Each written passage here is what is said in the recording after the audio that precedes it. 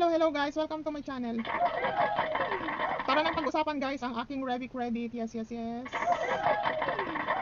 April 11 nga guys is na-offeran ako ng invitation from CIMB to apply for pre-approved 30,000 pesos credit limit from Revi credit. At talaga namang inabang-abangan ko guys, yes, promise. Inabang-abangan ko guys ang aking first due date. Talagang na-excite akong dumating ang aking first due date kay Revi Credit. Dahil gusto ko siyang maikumpara kay Maya Credit guys. Dahil nagbabalak na po akong bitawan ng aking Maya Credit. Para naman makabawas-bawas sa pagkabaon. At May 11 nga guys, May 11, dumating sa wakas. Dumating sa wakas guys ang aking billing statement from CIMB for Revi Credit. Syempre inopen ko agad guys ang aking CIMB app. At ipapakita ko muna dito sa inyo guys, pag bungad ay papakita ko muna sa inyo ang aking account balance para naman maniwala kayong hindi po ako maperang tao. Papakita ko nga sa inyo guys ang aking balance for your reference for my next kwento. Oh, may purpose naman guys, kaya ako ipapakita sa inyo ang aking balance. Yan po ang aking balance. At ito na nga po ang aking front page kay Revi Credit. At guys, nagulat naman talaga ako guys, nagulat talaga ako sa interest ni Revi Credit. Oh my god. So 20,000 guys na inutang ko kay Revi Credit can be paid for 30 to 45 days. Guys, 418.0.6 lang ang interest. Tara nang ikumpara si Maya Credit. Itong interest na to guys is 30 days kung binabayaran kay Maya Credit for credit limit of credit line of 9,000. Ang topic po natin ngayon ay si Revi Credit, pero pwede naman nating isingit si Maya Credit. Dahil nga po, sa sobrang excited ko po is na ikukumpara ko po si Maya Credit ngayon sa aking bagong Revi Credit. Ilang taon na rin po akong may Maya Credit, hanggang ngayon wala pa ring increase kasi nga advance ako magbayad. Yes guys, lagi akong advance magbayad kay Maya Credit.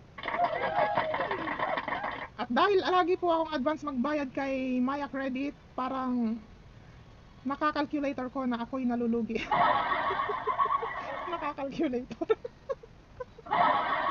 Ipagpatuloy nga po natin ang aking due date kay Revi Credit. Ito nga po ang nautang ko, ang kabuuang nautang ko sa buwan ng April guys, since I got approved. Tama ba yung English ko? Is 20,000 guys, 20,000 pesos ang aking nagamit. At ang aking interest lang po guys is 418.06. Oh my god, Revi Credit, I love you. Dito nga po ang breakdown. Yes, papakita ko muna sa inyo guys na yan nga, meron akong 20,000 credit na nagamit kay Revi Credit. At meron pa po akong available balance na 10,000 na hindi po nagamit dahil 30,000 nga po ang aking credit limit. Dito po ang due date ko ay May 26, 2025. At meron nga po si Revi Credit na 2.50% interest rate monthly. Ayan, 20,000 po yung nagamit ko. At ang babayaran ko lang po ay 20,418.06. At dito, dahil bago po ako sa Revi Credit, na-amaze naman po ako na may nakikita akong ayusin mo yung Tagalog mo. May nakikita po ako dito ang minimum amount due na 1,089.52. Pero syempre guys, kung tayo ay nanghihinayang sa masasayang nating pera, huwag na tayong mag-minimum. At dito nga guys ay naisipan kong, bakit ganito ako magkwento? At dito nga guys, sige na nga, ayusin na natin. Dito nga guys ay naisipan ko kung medyo may gap na po yung kwento ko dahil ito ay nung May 11 ko pa po mga in-screenshot. Medyo nag-rehearse pa po ako ng konti dahil medyo nakalimutan ko na kung anong mga pinagagagawa ko dito guys. So ang ginawa ko pala dito guys is binalak kong i-cash out yung remaining balance kong 10,000. Tiningnan ko guys kung anong mangyayari dahil May 11 po is nag-appear na ang aking billing statement sa aking account. And may available may available balance pa po akong 10,000. So, tiningnan ko po kung anong mangyayari dahil tiningnan ko po kung pwede ko po ba siyang i-cash out habang hindi pa ako nagbabayad sa aking billing statement, sa aking due date. So, pumunta nga, syempre ang una ko pong naiisip ang QRPH ni Maya Business po. Ayan din, meron ding offer sa akin si Maya Business na 3,000. At kukuha lang naman ako guys magge-generate lang naman ako ng QR code ko kay Maya Business guys, and then kinuha ko yan at kumuha na rin ako ng kay QRPH kay Cbank po guys, yan. And then makikita nyo sa account ko guys na nagtry akong i-cash out si 10,000 pesos na available balance, remaining available balance. Nagtry akong i-cash out guys ang aking remaining available balance na 10,000, pero makikita nyo dito guys na pag-scan ko ng aking Maya Business QRPH ay hindi po siya gumana. Ibig ko pong sabihin na hindi po siya gumana is hindi po nag-appear yung Revi Credit balance ko po para ma-transfer ko sa QRPH ni Maya. At sinubukan ko nga po si Cbank, ganun din po. Si Cbank, diba? Sinubukan ko, parang tingnan natin. Hindi rin po niya tinanggap si Cbank QR code. Hindi rin po. So, ang ginawa ko guys is umexit ako kay CIMB app. And then naalala ko, pwede siyang ilipat sa savings account natin sa CIMB. Eh di, inopen ko ulit si CIMB app guys. Ayun na nga guys, dali-dali akong sumubok na ilipat nga siya sa isa sa aking savings account, at ang sinubukan ko po ay itong si GSave guys, si GSave. Pero pwede rin pala siyang ilipat guys sa ating mga multiple savings account kay CIMB. Pero yung as I have mentioned guys, English yun guys, sa dalawang QR na sinubukan ko guys, si Maya Business at si Cbank, ay hindi po niya tinanggap. So akala ko naman guys, dahil hindi pa ako nagbabayad sa due date ko, is yung remaining balance ko is hindi ko pwedeng galawin. Ito nga, naalala ko na parang pwede siyang i-withdraw at ilipat sa ating CIMB savings account. Kahit alin doon guys, kahit alin sa, dahil tayo, nakita nyo naman, pinakita ko sa inyo, sabi ko sa iyo, may silbi yung pinakita ko sa inyong mga account ko sa CIMB kahit walang naman na pera. Yun po yung mga multiple savings na aking binabanggit. Pwede po siyang, kahit alin po doon, ay pwedeng ilipat si Revi Credit remaining balance po doon. At yan na nga, makikita nyo guys, successful nga guys. Wala pa pala. You are about to transfer to your GSave account 10,000 pesos. Wala naman nakalagay na pesos. Meron, ayun o, PHP. From account number, syempre tinakpan natin yun. Transfer from, nagbasa mula sa baba pataas. Transfer from Revi Credit nga po. May 11 po. At ito na nga po, your transfer is successful. Yung remaining balance ko nga po na 10,000 pesos kay Revi Credit at successful ko po siyang nailipat sa aking GSave account. OMG! Yun lang naman yun guys, kahit hindi ko sana kailangan yung pera na yun, trinay ko lang talaga kung mag-work po ba siya na magamit pa rin yung remaining balance kahit nandyan na yung due date natin at hindi pa tayo nakakapagbayad kahit partial payment. Nagtry nga ako guys, ginusto ko lang talagang itry dahil talagang gusto ko tong itry guys, kaya inabang-abangan ko po talaga itong first due date ko po kay Revi Credit. At yun nga po guys, makikita nyo successful ko talagang na-transfer si remaining balance of 10,000 pesos from Revi Credit to my GSave account. At makikita nyo nga dito guys is zero balance na nga guys yung aking remaining credit limit. Zero balance na nga po guys, at nagamit ko na ang 30,000 pesos. At ayan na nga, 2.50%, 30,000 pesos current balance. Statement balance 20,418.06. Inobserbahan ko rin yun guys, baka madagdag siya sa aking babayaran this due date. At ayan, yung minimum ng 20,000, minimum amount due. Syempre, hindi para sa akin guys, hindi ako interested na gumamit ng minimum amount due. Ida-direct ko na lang guys yung aking pagbabayad. Yan nga, ang due date ko guys is May 26, 2025. So, ang offer po sa akin is, ma-recap lang po sa mga for your references po, sa mga baguhan lang din po na katulad ko at hindi pa dumarating sa puntong dumating na ang kanilang first due date. Ganito nga po siya. 'Di ba po na approve yung limit ko ng Revi Credit nung April 11. So ang lumabas na billing end date ko po is May 11. And then talagang inabang-abangan ko po, May 11 po talaga nag-appear.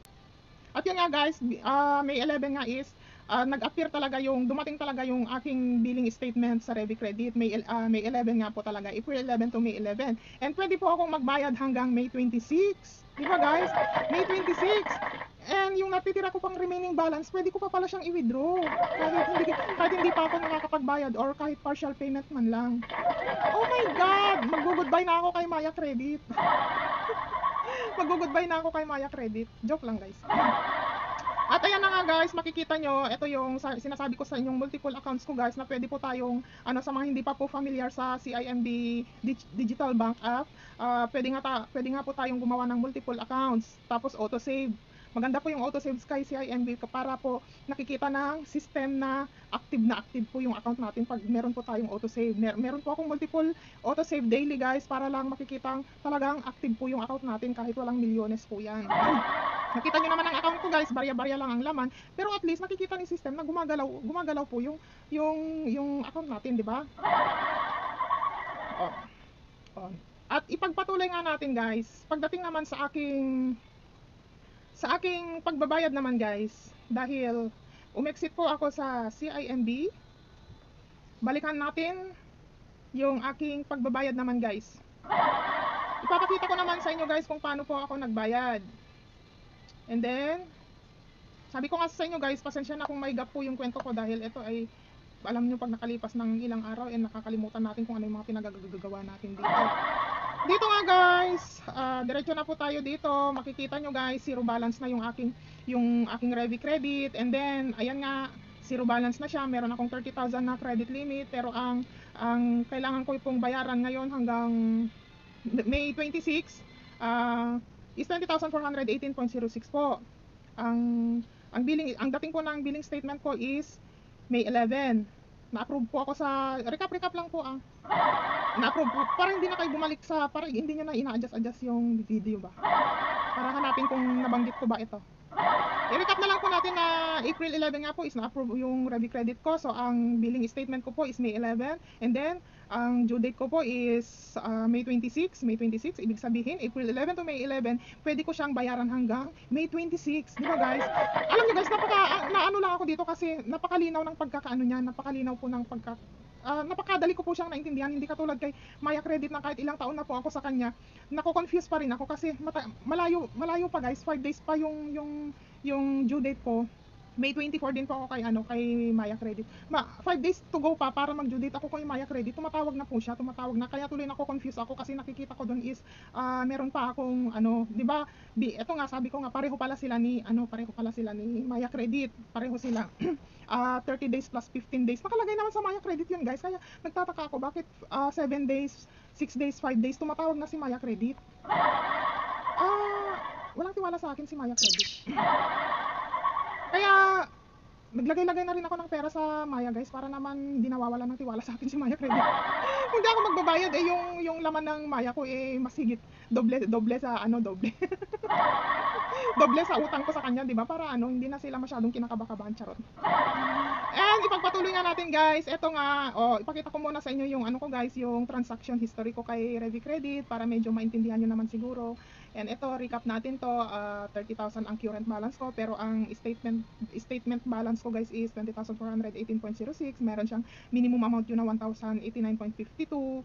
And then dito nga maglo-loan payment nga tayo guys. Syempre ang gagamitin natin ay CIMB Bank PH. And then ang ginamit ko nga sa pagpi-payment guys is si GSave. Sundan nyo to guys para kung hindi pa kayo familiar is maging aware na po kayo. Yan nga, at ginamit ko po ang GSave Bank ginamit ko dito. Parang nagbago ako ng payment method. Upsave na to Upsave. And then, yan nga, basta gumamit po ako ang ginamit ko pong payment is CIMB savings account po. Si GSave, savings account naman yan. Yung mga ginawa nating multiple savings, Upsave, savings naman po yan. Iba naman po yung goal. Yung goal, hindi pwedeng gamitin yung goal guys. Hindi yata pwedeng gamitin. And then, dito nga guys, ang binayaran ko nga dito guys is 5,000. And then, sinama ko na rin po yung ano niya guys, Kasi ganito rin guys ang ginagawa ko kay Maya Credit.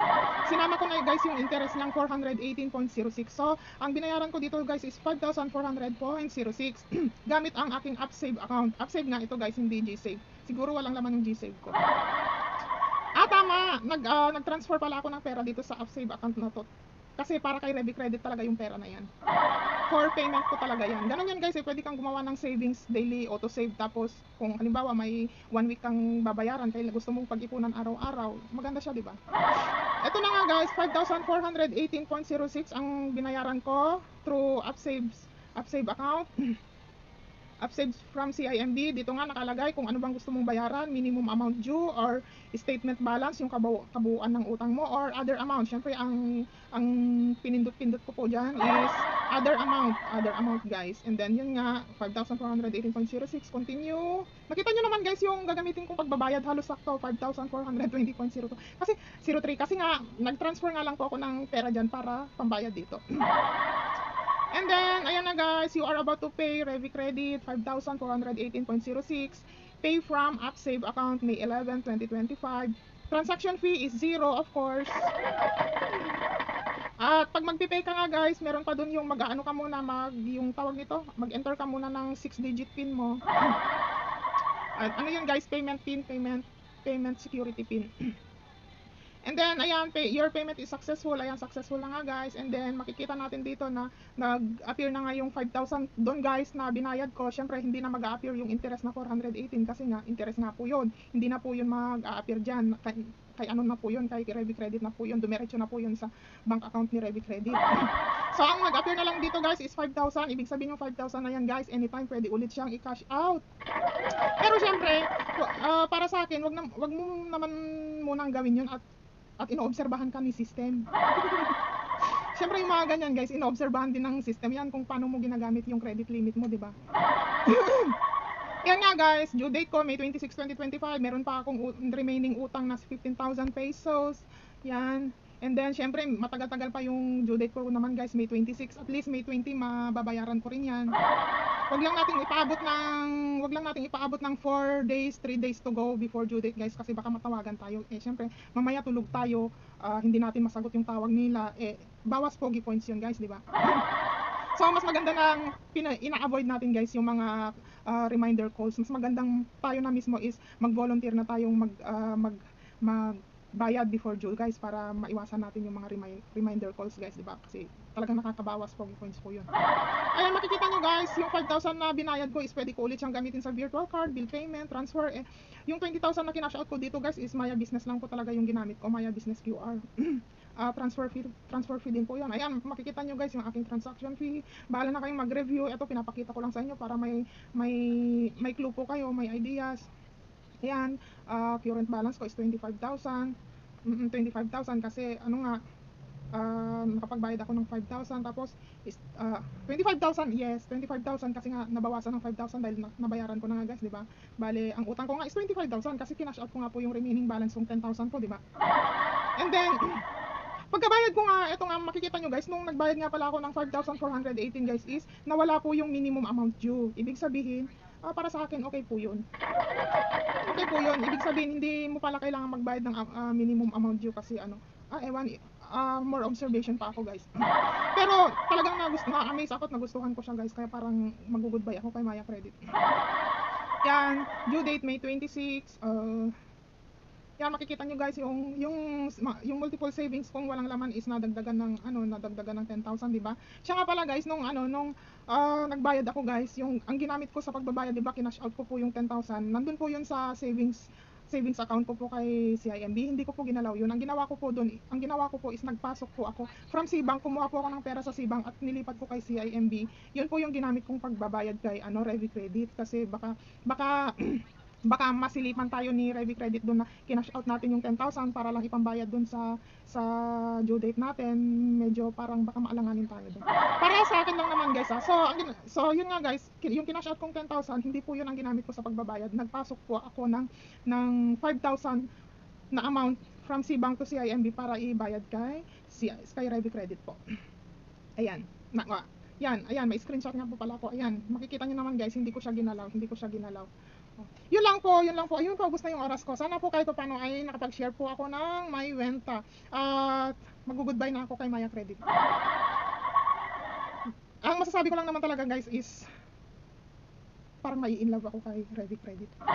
At yun lang guys, I hope na may natutunan kayo kahit konti sa na-share ko ngayon. Thanks for watching.